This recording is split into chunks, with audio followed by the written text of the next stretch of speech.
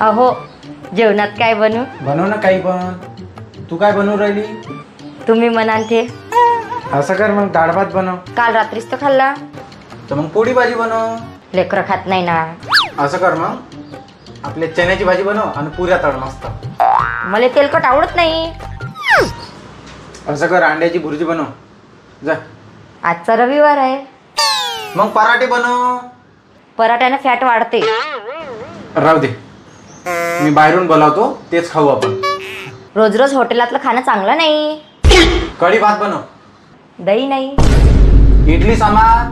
पहिलं सांगितलं असतं तर बनवलं असतं. जाऊ दे, मॅगीच बनव. मॅगीने काय पोट भरते का? तर मग काय बनवतो? तुम्ही म्हणाल ते.